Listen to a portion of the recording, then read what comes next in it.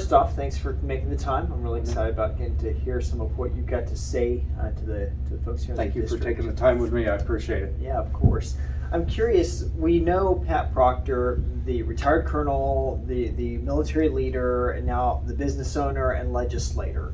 I don't think many people know much about your background. What is the story that led up to this, and who was the young man who kind of traveled through life, and what was that journey like to become who you are now, doing what you're doing? That's an interesting question.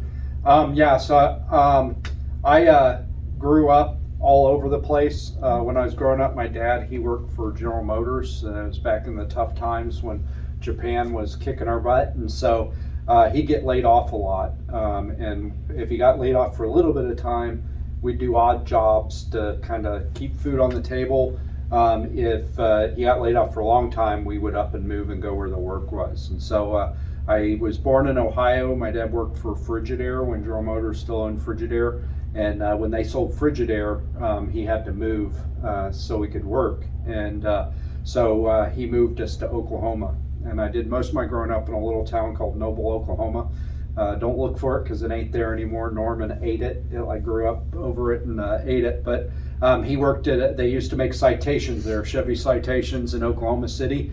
And so we lived in that little town. He worked at General Motors plant. And when he'd get laid off for a little bit of time, we'd do odd jobs. So I grew up working to put food on the table. And he was just determined to keep working and keep providing for his family. And when he was working a lot of hours, and when he wasn't working, he was still working doing something else. And then when the plant there closed, when they stopped making Citations, he moved us to Fort Wayne, Indiana, and that's where I finished high school. And I worked in a truck plant for a while. I tell people I did that just long enough to know I didn't like it. My hat's off to auto workers.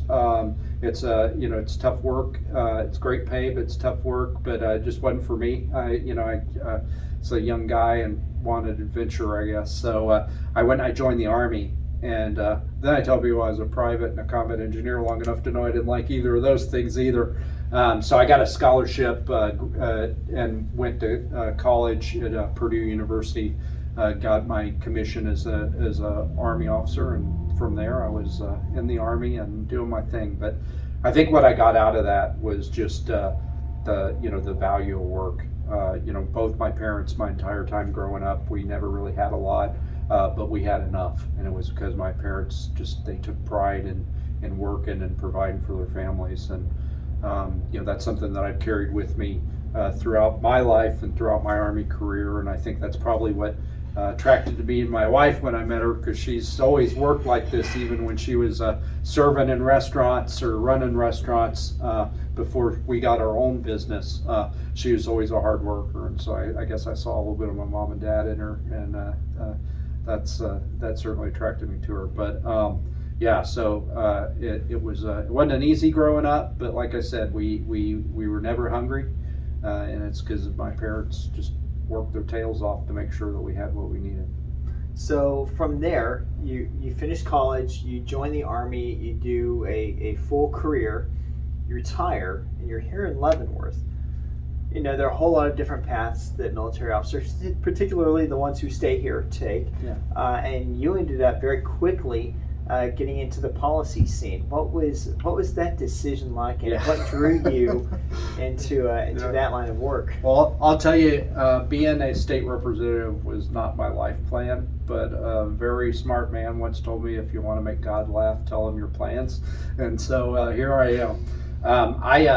I had intended, when I retired from the Army, we came back here in 2000. I came back here in 2017 because I'd been a geographical bachelor for 5 years. My wife couldn't leave the restaurants, and the Army finally made me leave Kansas. I went to Afghanistan. I went to El Paso, Jordan, Louisiana, Pennsylvania, and I finally made it back here. We immediately made the decision that that's not what we did. Sign up to spend our lives apart, sign up for marriage or for the Army. And so I decided I was going to do my last 2 years here and retire. And my plan was to be a college professor, which I also am. I teach down at Wichita State in the Homeland Security program a day a week. But we were so invested in this town, and me and my wife were having a conversation one day about not being able to find anybody to work at the restaurant. And I don't do time off well, and I had a whole bunch of time off after I left the Army, but before I started my job teaching at Wichita State. And one day I was home, and I noticed that a lot of my neighbors are home during the day. And so I'm like, we just had that conversation. I'm like, hey, I'm going to be a hero. I'm going to go walk around. I'm going to go find some people to work at my restaurant. And so I just started talking to my neighbors. And what I found out is that most of them, they're already as employed as they can be, because they're trapped in this system of government dependency, food stamps and disability and all these things. They're supposed to help them, but they end up keeping them poor because they can only work so many hours, or they make too much money and they lose all their benefits. And once that idea got stuck in my head that, we're working so hard paying our taxes and we're paying to keep people poor. Once I got that idea in my head, I just couldn't get it out of my head. And it rattled around. I talked to a lot of people about the problem. For a while, I thought I was going to start a nonprofit, but then I realized that it was a policy problem.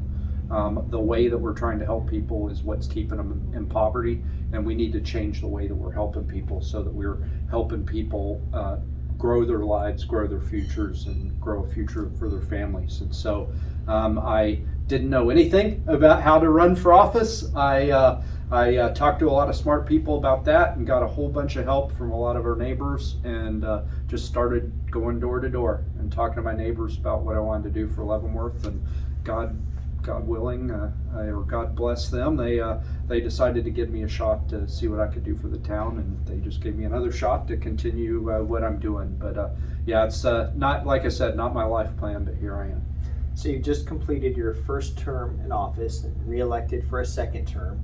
Kind of what you just explained brought you into the policy realm is your concern on disability policy, and a lot of that's driven at the federal level. Yeah. So let's talk a little bit about what you've learned in the last 2 years at the state level. Yeah. How you as a state legislator can actually try to help steer some of the federal policy. Yeah. No, that's a great question, and there's a lot of components to it. There's it's a huge kind of moving target that you're always trying to get a shot at. But the two big components of it are there have to be the jobs here, and there have to be the people who are able to work in the jobs. And getting the jobs here, I've been working on a lot. I did a lot in incentivizing investment in our historic downtown so we can get stores back in these storefronts and get jobs going. I was proud to vote with an overwhelming majority for the Panasonic plant that's going in down in DeSoto now, right across the river. Hopefully some of those folks are going to move in here. Hopefully we can get some transportation so we can get some of these folks that are unemployed or underemployed up here working down in those high-paying jobs.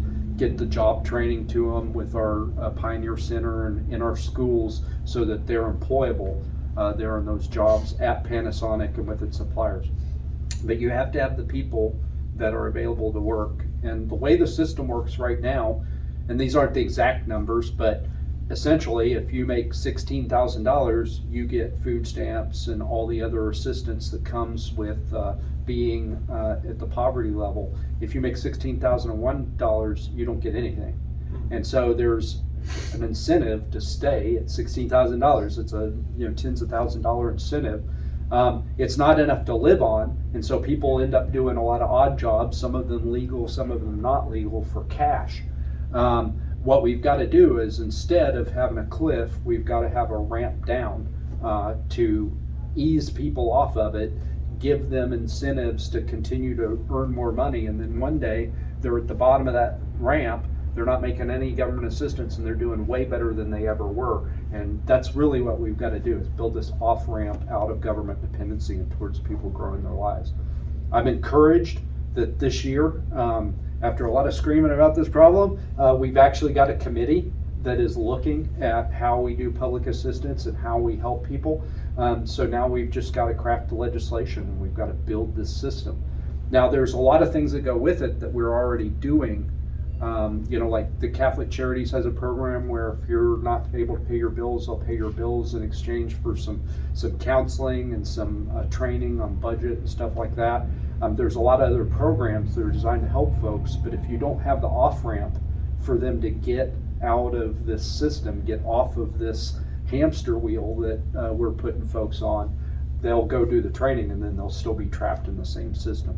And it's, I'm not faulting the people that are getting the public assistance. If I had grown up in the situation that they're in, because a lot of them, they're in second and third generation in these government programs, I would probably be doing the same thing, because there's no economic incentive to make that $16,001st dollar, right?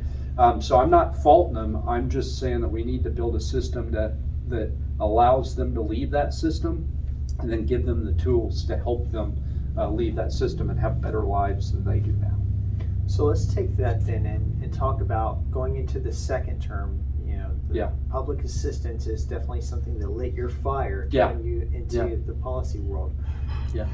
In this next session, what are your near-term, immediate policy goals that you're wanting to get after in these next 2 years? Well, we've got a lot of people that are in jobs that are not in these systems that are struggling too right now, because the skyrocketing inflation, the skyrocketing prices at the pump and in the grocery store, especially for folks that are on fixed incomes or retirees, they're just getting crushed. And so we're really in a lot of triage right now. It's very difficult for me to get traction with my colleagues talking about helping people that have already got public assistance that's keeping them alive, when we've got so many people that are in danger of falling into that system. And so a lot of the stuff that's going on right now is about making it, putting more dollars back in people's pockets so they have the money to combat these high prices and inflation. But I've not given up on this problem. It's what made me go up there and do this job. And so, while we're working on that, I am building a coalition of people that are like-minded. And I'm not the lone voice in the wilderness here. A lot of folks feel the same way about these systems as I do. Building that coalition and then drafting the legislation. And I think really that first important step is on, this first week of the legislature, when we go swear in on Monday, we're going to have the first meeting of that committee that's dedicated to this problem. And so I'm excited to hear what's happening with the committee, and excited to get legislation in front of that committee to get things done. So thinking, should you continue to run for office and be reelected and have a longer term political career, are there things in the back of your mind that you think long term I would love to see done before my time with this responsibility comes to a conclusion? You know what? I'm glad you asked that question, because we were in the heat of a political debate, and there was this line of attack from the people on the other side of the aisle that Pat Proctor's just in this for Pat Proctor. And I'll tell you what, I'm losing a fortune being a state legislator. And if, in case I forget, every Monday when I drive off to Topeka, my wife's there to remind me how much I'm costing us going to Topeka, because she has to hire somebody to do the work that I'm not doing here at the restaurant, and I'm not working at the university where I make more money than I do as a legislator by an order of magnitude. So I'm not doing this. I'm not doing this for the glory, clearly, because you got half the voters, thank God, less than half the voters that don't like me just because I got an R next to my name. I could be doing a lot of things where I wouldn't be in the arena, suffering all the slings and arrows. But the reason that I am doing this, the reason that I've decided to take this on, is because I love this town. Me and my wife came here in 2006 and started a little tiny restaurant right outside the front gate. It's an excellent choice now. And now we've got this restaurant. We've invested heavily in getting a lot of these buildings downtown. The gray building right down there where the escape game is, that building was a disaster when we bought it. Now you've got 4 thriving businesses in it. That we've done a lot of that around town. We've bought a lot of houses and rebuilt them, because we'll never rent anything out that we wouldn't live in ourselves, and got people back in them, and instead of getting them knocked down, and just destroying our history one plot at a time. So I'm doing this because I love this town, and I think that there's all of the ingredients to make this town the town it was back in 1895 when we were the first city of Kansas and the most economically vibrant town in our state. All the components are here, and we've just got to get some things fixed in Topeka that are disincentivizing investment in our historic downtowns. We've got to get the people that are sitting on the sidelines, this 33% of the workforce that hasn't come back from COVID, that's still sitting on the sidelines. We got to get them back in the economy and working, and we've got to have the jobs for them to go to. And so, I'm excited about the things that we're doing with tax policy to put more money in retirees' pockets so that they can stay here instead of having to go across the river to live on fixed incomes. I'm excited about the things that we're doing to incentivize the folks that come through Fort Leavenworth and Fort Riley and McConnell to come back to Kansas after they leave the Army or the military, to make Kansas their home. I think we've just got to continue to chip away at all these little places where we can make Leavenworth more economically viable, and one day we're going to turn around and we're going to transform this entire city, and I'm really excited about that. Your kind of love for the town really comes through. So let's talk about, of all the places you could have lived, the Army sent you all over. Your wife has lived in many places as well. What drew the two of you here that you said, this is where we think we want to plant the flag? Yeah. So I'll tell you a funny story. My first time here in Leavenworth was not in 2006 when I came here for the Command General Staff College. My first time here in Leavenworth was in 1999, 98 to 99, when I came here for the CASQ. I can't even remember what it's like, Combined Armed Staff Services School. They don't do the school anymore, but it's something you used to go to as a young captain before you went off to your first assignment as a captain. And it was the middle of winter.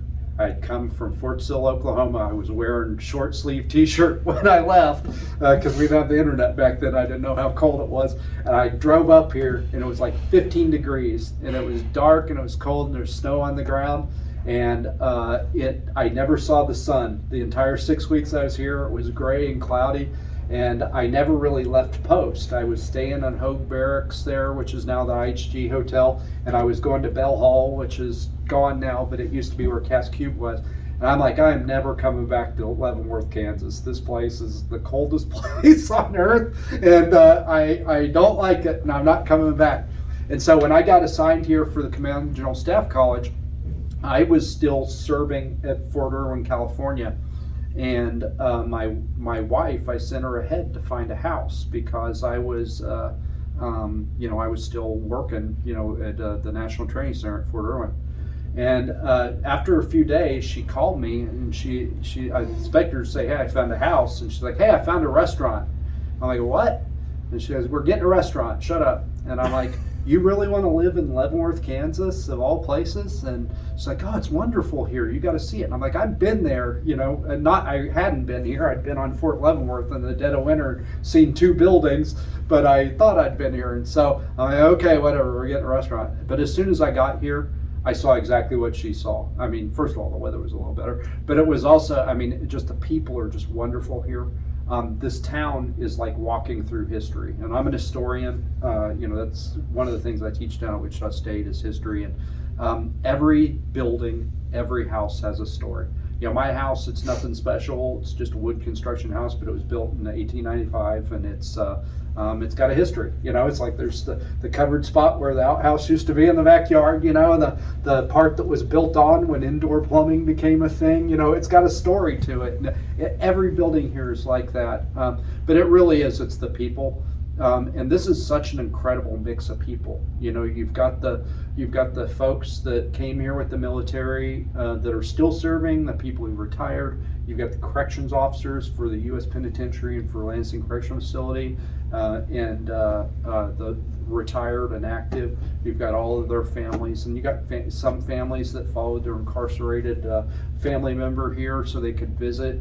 And you've got all these people and the generations that have followed them, and they're all here in this town, along with all the folks that have been here since the beginning, 6 generations here. And it's just such an amazing mix of histories and people and cultures. And then on top of it, every year we bring 100 families from all over the world to come to the Command General Staff College so that their military student can be a student. So every year the entire world comes here, and those kids are in school with our kids, and those families are eating in our restaurant or frequenting the businesses here in town, and it's all happening right here in Little Leavenworth, Kansas, and it's just wonderful. We fell in love with it, and honestly, we when I came back and we saw how much the town had diminished since we'd been here since 2006, all the empty storefronts and all the buildings, the houses that were empty and that had been knocked down, we had a conversation about leaving Leavenworth, and we just couldn't do it. We couldn't do it. We love this town so much. We're so invested emotionally and monetarily in this town. We just couldn't leave, and so we decided to do something about it. Here I am. When I moved here, a lot of my friends and family said, you're going to Leavenworth. Leavenworth's the prison town, Yeah. right? It's kind of culturally known Yep. because of movies for the disciplinary barracks and the federal penitentiary, and there are a lot of corrections facilities in the area. So a lot of the folks that I know outside the area, that's what they think of when I mention living in Leavenworth, Kansas. But what should Leavenworth be known for? Yeah. Well, we should be known for that too. I'm okay with that, we've got a pretty interesting opportunity here because they're building a new U.S. penitentiary, and they've built a new Lansing Correctional Facility. I'm working with the warden, I'm working with the Department of Corrections here in Kansas, try to make those into museums so we can bring people here to see the history of prisons. I'm okay with that if we're known as the prison city, because there's a lot of history there and there's a lot of pride there, and I know a lot of corrections officers, and many of them are multi-generational. Their dads and their grandpas were correctional officers, and so I'm just fine being known as prison city. But honestly, we're the first city of Kansas. 1895 is really when the economy sort of moved south into Kansas City, and before that, Leavenworth was the center of trade. It was the center of the expansion into the West. I mean, there's so much history here, and it breaks my heart when people get in their cars from Leavenworth and drive to Weston for the weekend. That people should be coming from Weston here, because there's way more history here than there's ever going to be in Weston, Missouri. And so, I hope that we can recapture that glory. I'm hoping that the work I've done on getting people to invest in historic downtowns like ours with the Historic Kansas Act I passed last year, I'm hoping we're going to get all these businesses back in operation, and we're going to become an attraction. We're going to be someplace that people go for the weekend to shop and dine and see entertainment down at our theater. Or, I think that there's a lot of opportunity here. We just got to put in the work. So what policy elements do you think are kind of the hindering that redevelopment the most, and how do we get after them? Well, a big piece of it was the Historic Kansas Act that I got passed last year. These buildings are a losing proposition economically, right? And I use the example of the building that we're still working on across from Haymarket Square. It used to be Bossipur. It's been a few other restaurants. We bought that building, wanted to put a noodle shop in there, and we're still slowly getting there, but right now we've got a workforce problem, so we're not in a super hurry. Plus we've got the new catering business that we've taken on now that June's Northland's closed. But that building, we bought it, we started working on it, and the brick, we took the drywall off and the brick wall almost fell down because the drywall was holding up the brick, and so we had to get Alan Thompson and his guys in there and fix the wall. We started, getting the bones back, and then we discovered that the sewer line was crushed all the way from the building to the alley, and down there on Cherokee, the main is 25 feet down, so we had to dig 20 feet down in the alley. Just tens and hundreds of thousands of dollars more than we thought we were going to have to spend on the building. And so anything that you can do to make that slightly less economically inviable because you're never going to make it profitable. It's always going to be a labor of love to some extent, and you're going to make your money back on the business that you put in or the rent that you charge. You're never going to make it back on the value of the building. But there's an intrinsic value to the history of the building. And so people are willing to do it, but we got to meet them halfway. And so what I did this first year was create some tax incentives. There was a historic tax credit program that was a disaster because you had to go through a mountain of paperwork, and then after you did the whole mountain of paperwork, KDOR, the Department of Revenue, would come back behind them and nickel and dime you. It's happening right now with the local, Elon, who did the investment out of Colorado. He did all the paperwork. He got a promise on the tax credit, and now the Department of Revenue is nickel and diming him. He called it a 20% haircut.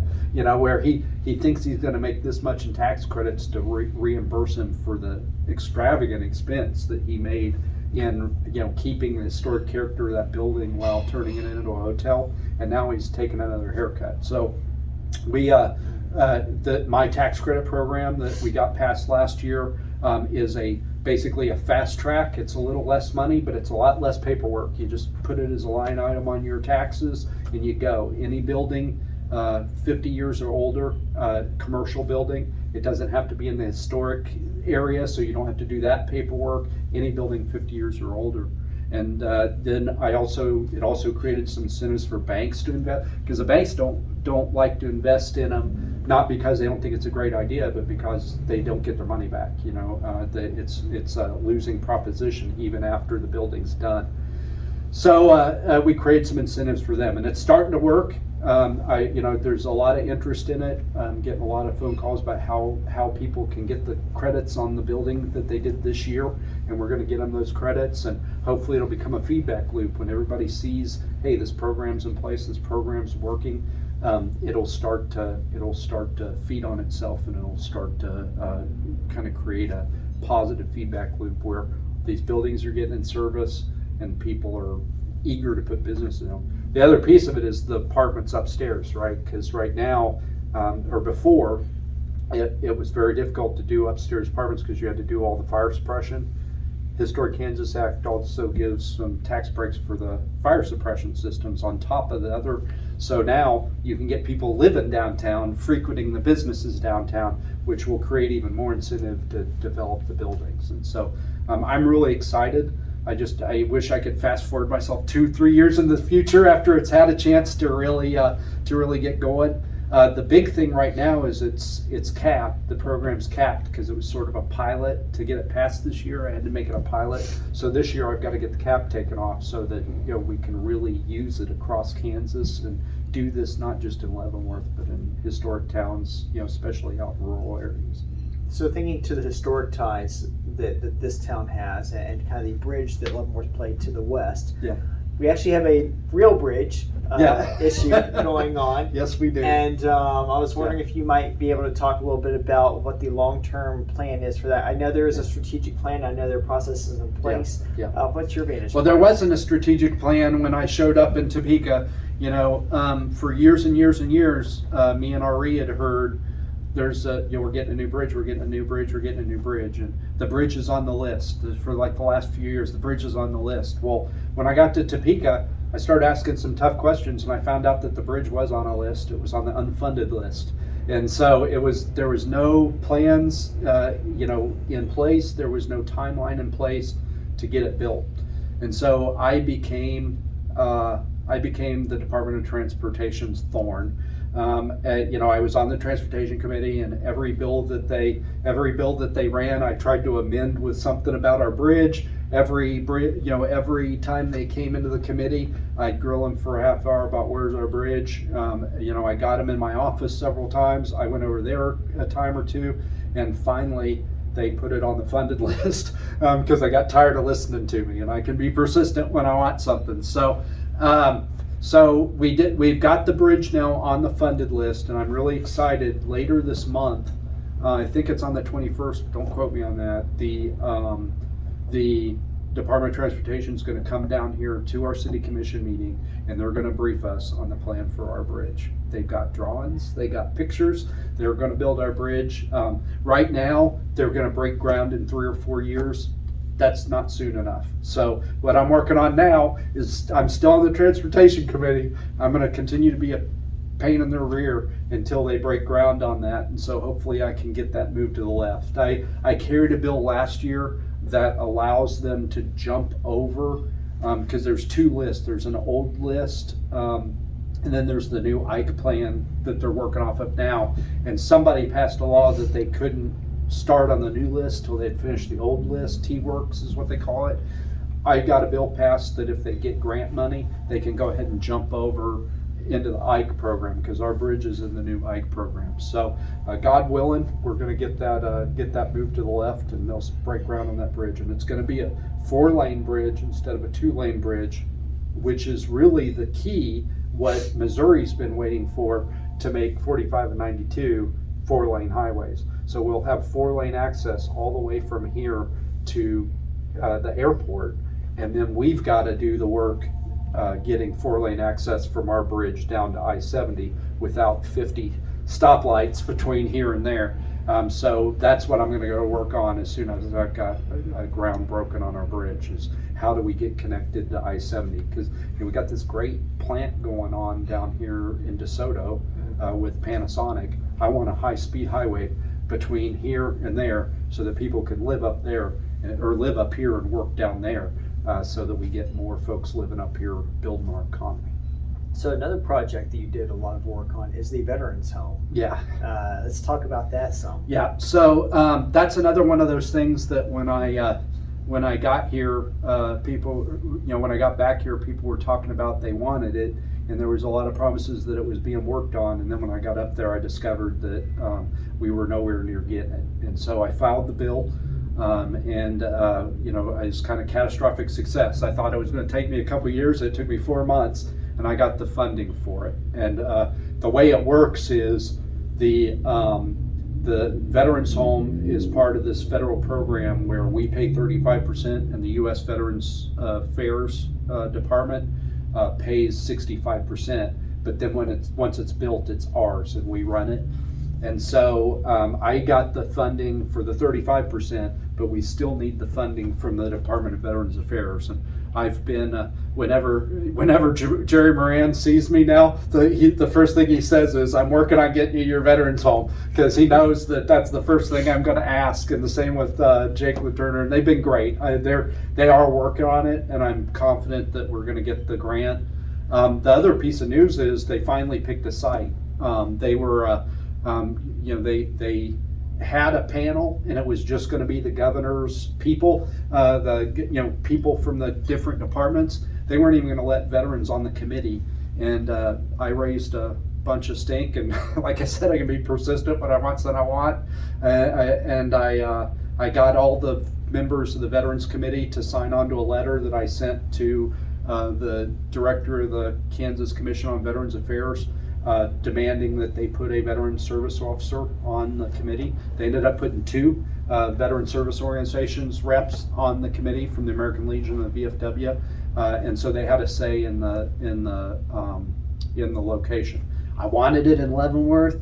I fought really hard for Leavenworth, but the site that we offered wasn't expansible. They could have built it there, but they wouldn't have been able to build onto it later just based on the real estate. And so they picked a spot in Topeka, right outside the Veterans Administration Hospital there, to put it, because there's lots of room to expand. I wish it had been in Leavenworth, but at least it's not in Junction City, which is where the other kind of competing site was, and it's not out in Winfield and Dodge where the ones are now, which are hours and hours away. And so we're going to have the Veterans Home, 72 beds of long-term care, and it's going to be an hour away. And so families can still visit their veterans, which is very important. And I haven't given up though. I haven't given up, because until that grant comes, there's still a chance. And so I'm gonna continue to be a thorn in their side until the decision's finalized. But I think it's going to end up in Topeka, but I'm not giving up. So now let's kind of jump out into a beyond Leavenworth picture.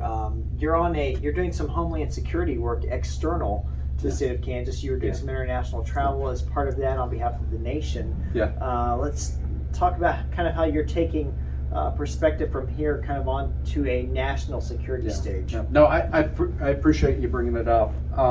So my job at Wichita State is a professor. I'm actually a professor in the Homeland Security program, and I'm a historian.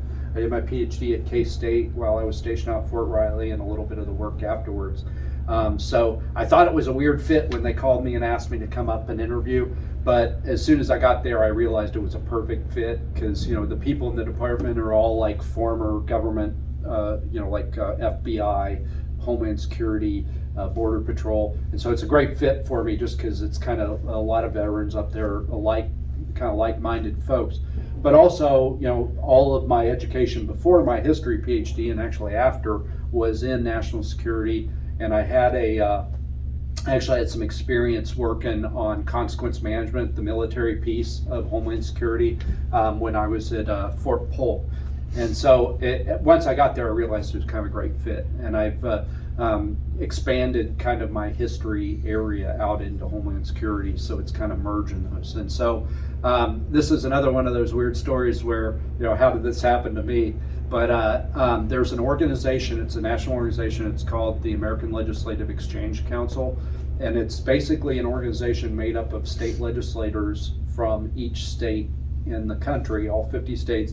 And it's a conservative organization where conservative legislators get together and they share ideas, because a lot of our states have similar problems, and rather than each state trying to figure it out themselves, we can share ideas, and we can also share lessons learned, right? So if one state does it and it doesn't work right, we can bring it in and we can improve it and we can learn from their mistakes. Kind of one of the founding principles of ALEC is that the states are 50 laboratories of democracy, right? And so in each state, we try to figure out solutions instead of waiting for the federal government to bring a solution from up on high. And so because of my Homeland Security background, I was asked to serve as the chair of the Homeland Security Task Force, which is the group that talks about Homeland Security issues for ALEC. And, it kind of came out of the blue, but I'm like, hey, that's really interesting, because I was already in the task force and I was already engaged with a lot of the issues they were talking about. And I was also on the international relations task force because of my international relations experience through the Army and through my education. And so I threw my hat in the ring and I was voted in, and so now I'm the Homeland Security chair.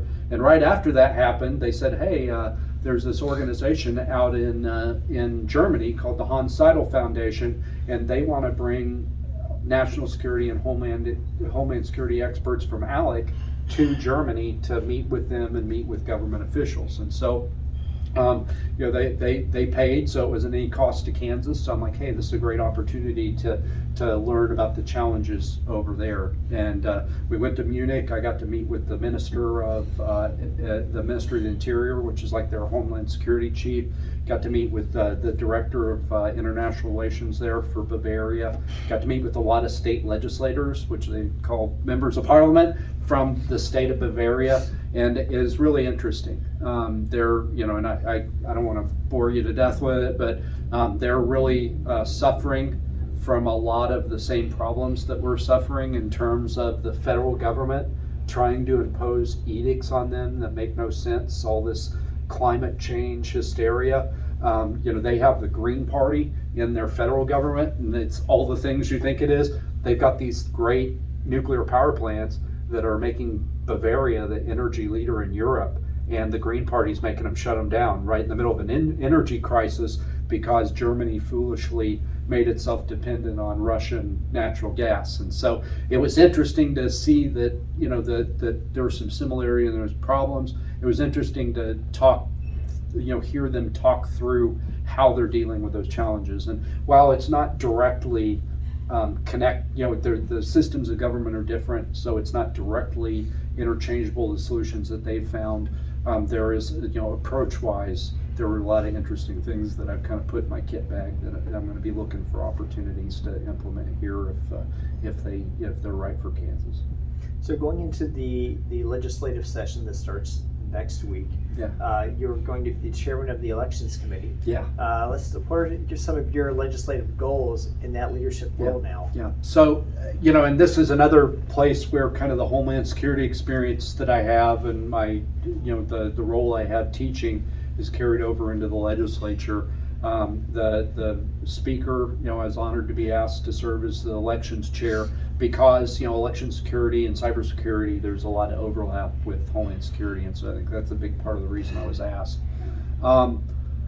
I've been very, very troubled by the rhetoric around the 2020 elections and now the 2022 elections, and how one side is absolutely unwilling to engage in the conversation and just completely dismissive of the other side.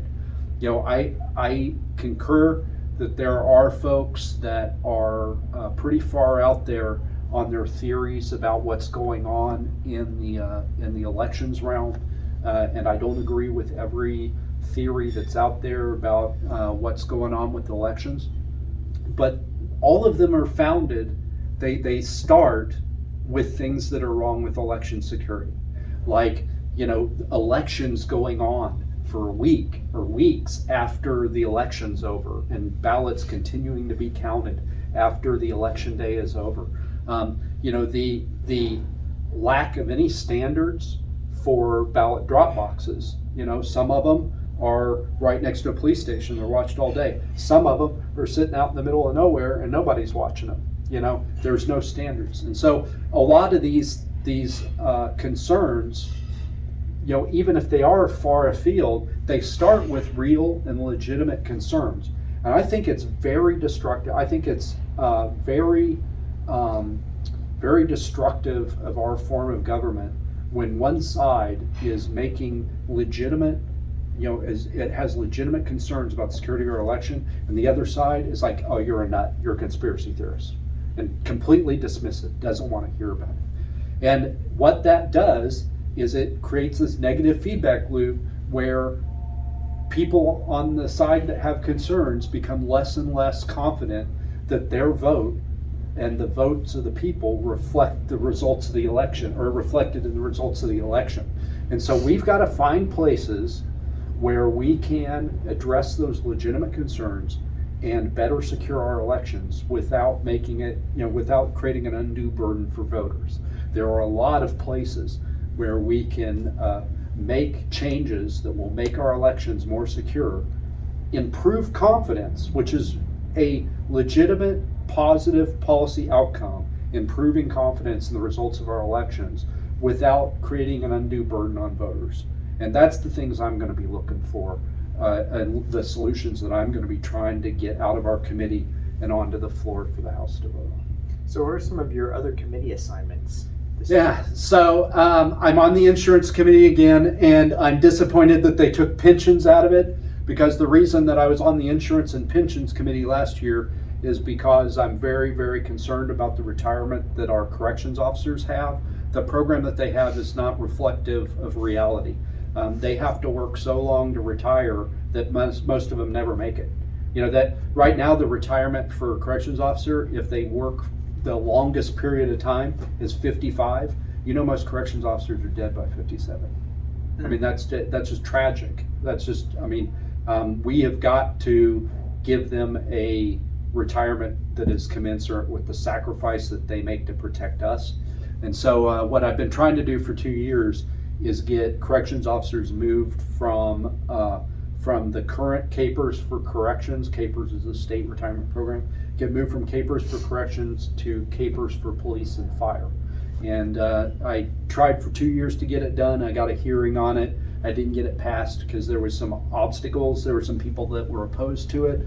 Those people aren't in the legislature anymore for different reasons. So now I think I've got some room for some broken field running, and I'm going to try to attack it again and try to get CAPERS get the corrections officers moved to CAPERS for police and fire. It's a better retirement, a better benefit, but it also allows them to retire earlier.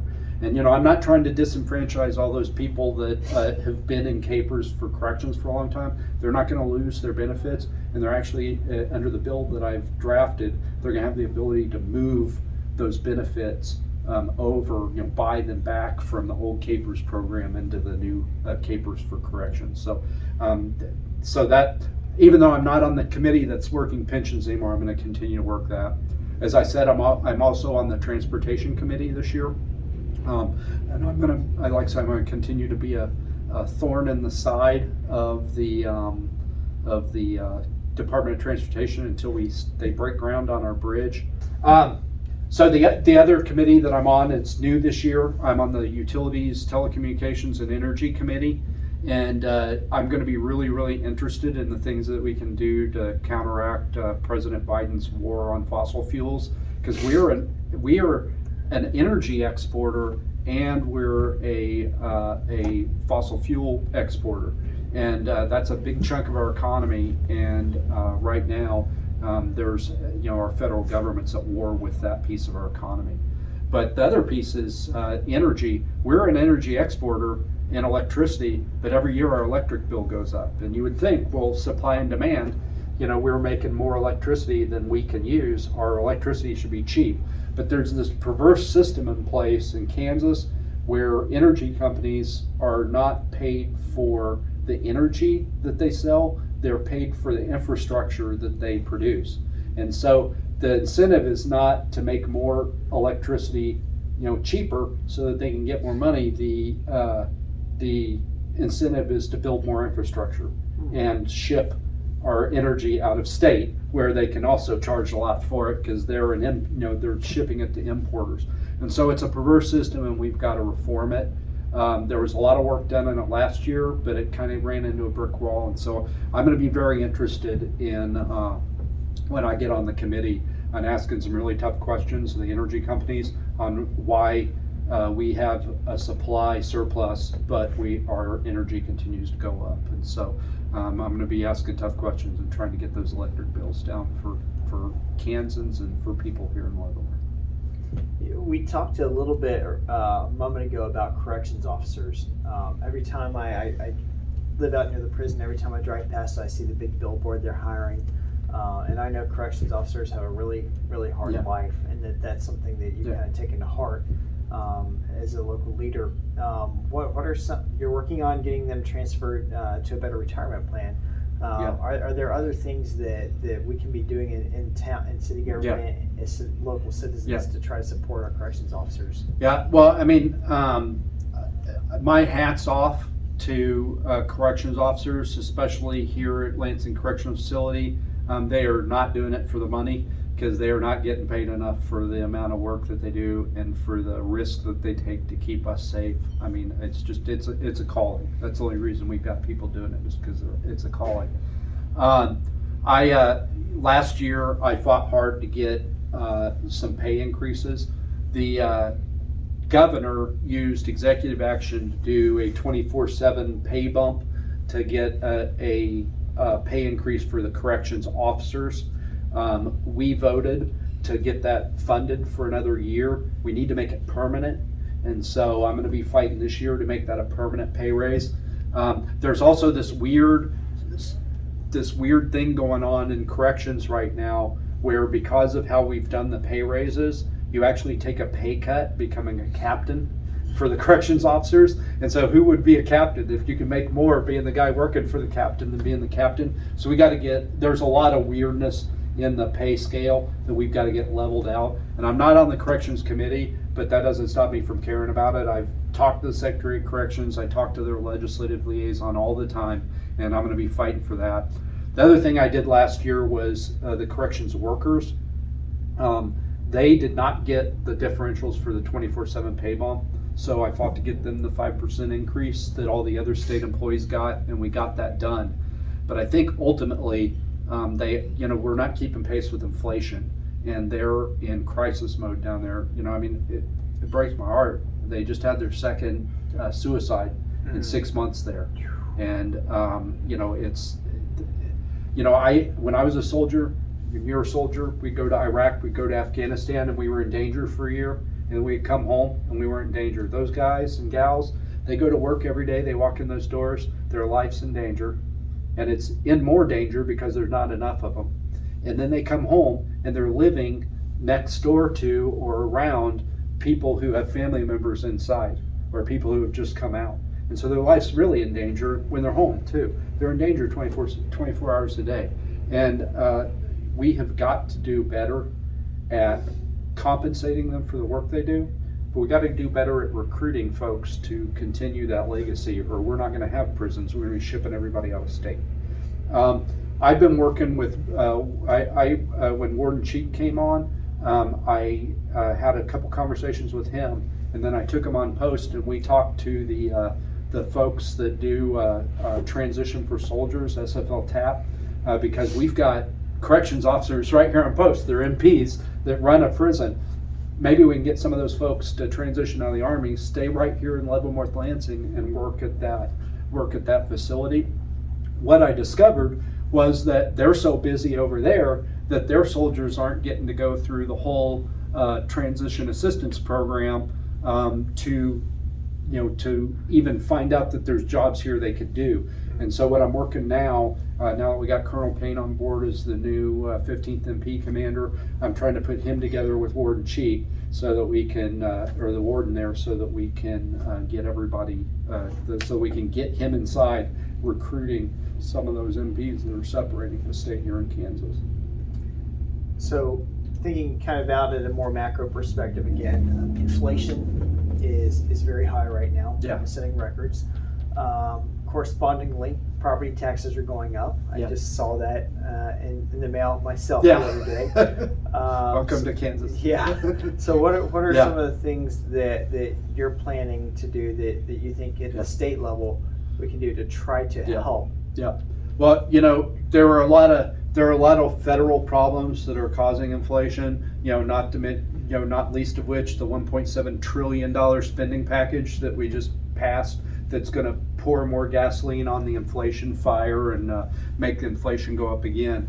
But there's a lot of things that we can do here in Kansas to put more money in the pockets of Kansans so that they've got money to combat the high prices, to pay the higher prices for stuff. Last year we axed the food tax. It's already gone down 2.5% here this January, and it's on its way to zero. I would frankly like to see that accelerated. I would have liked to see it go to zero immediately, but that wasn't the bill that was put in front of us, and I wasn't going to vote against doing away with the food sales tax because it wasn't fast enough for me. So that's the bill that we've got, but I hope that we reattack and try to accelerate it. But the other piece is Social Security, because folks on fixed incomes, they're getting a larger and larger bite out of their Social Security check every month as inflation and prices go up. So Derek Schmidt, when he was running for governor last year, he proposed doing away with the Social Security tax, income tax, and I'm fully in support of that, and so is the entire Republican caucus in the legislature. And so I think that's one of the first things we're going to do when we get to work is do away with the tax on Social Security so that people on fixed income can afford to stay in Kansas. But the other thing that's driving people retired and not retired out of Kansas is the property taxes. They're just insane. They're out of control, and it's a skyrocketing valuations. Last year we did a couple things. We did truth in taxation, so now city, school, and county governments are accountable for the rising taxes. They can't just point at the assessor and say that, I didn't raise your taxes, the assessor did, the unelected assessor. And so, and that's already having an effect. They froze taxes in Lansing, and they froze taxes in the Leavenworth School Board last year. They remained revenue neutral, which means they're not taking in more money than they did last year. So that's a big chunk. Schools are a big chunk of your property taxes, almost half if you live in the city. But that was really a Band-Aid. The real problem is valuations.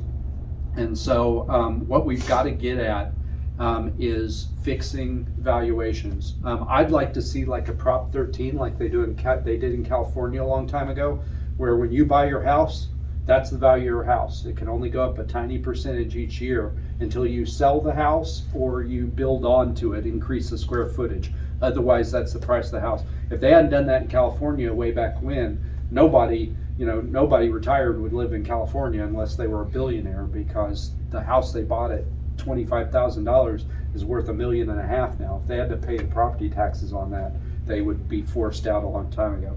And so we can do something like that here. The problem is that valuations are written into the Kansas Constitution. I don't know whose good idea that was, but they're written in the Constitution. So I'm putting together a coalition of legislators, and I'm going to try to put together a constitutional amendment. It's probably not going to happen this year because it would be on the ballot next year. It's probably a 2-year process, but I'm going to be working on that. In the meantime, every year, me and the now majority leader, Representative Croft, who's a veteran, he's a retired colonel as well, we sit in a Veterans Legislative Summit where all the leaders, the state leaders of the different veteran service organizations get together and they talk about what they want to get done the next year. And one of their top priorities was property tax relief for disabled veterans.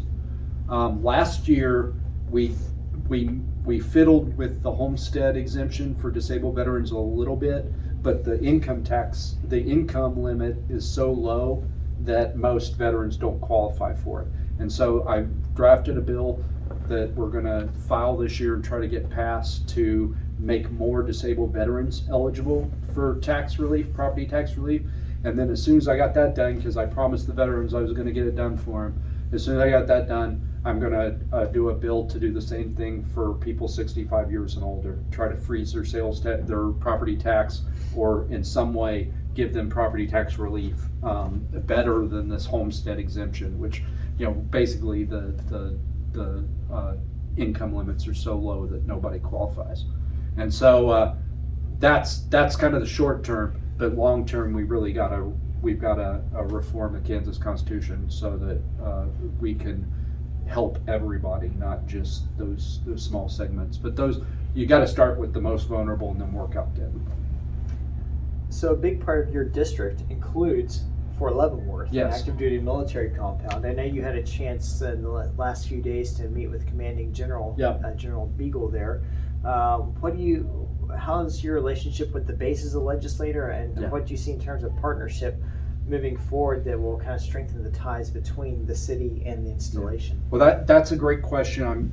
I had a great meeting with General Beagle, and I was really encouraged that he's dedicated to continuing the work that Joe Martin did in building and strengthening ties between the fort and Leavenworth.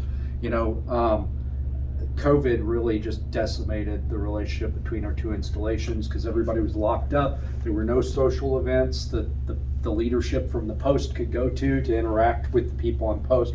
And so I'm really encouraged that he's committed to rebuilding.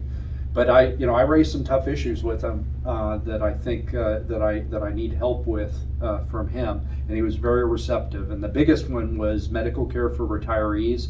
Munson is part of the Defense Health Administration apparatus, and across the military, the active military is trying to get out of taking care of retirees in their medical facilities. They're trying to push all the retirees off into the economy. Well, we just lost our hospital.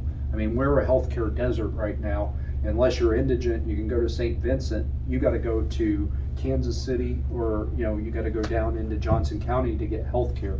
And so basically what you're doing is you're condemning all the retirees to having to leave town to get health care instead of going over to Munson, and their spouses who are also eligible. And so I talked to him about that, and he's committed to trying to find the areas where within the defense policy that he can't control himself, he can make exceptions, or not skirt the rules, but try to find places where he can still take care of our retirees. Because you've got Vietnam era veterans that are probably able to use the VA hospital. You've got Iraq, Afghanistan veterans like me and you who can use the VA hospital, and then you've got this huge population of retirees in the middle that aren't eligible for VA health care that rely on Munson, and their spouses. And so, and my spouse, because she can't obviously go to the VA hospital, she has to use the services of Munson. And so we have got to address that. And he would. I was very happy to hear that he's open to looking at that problem.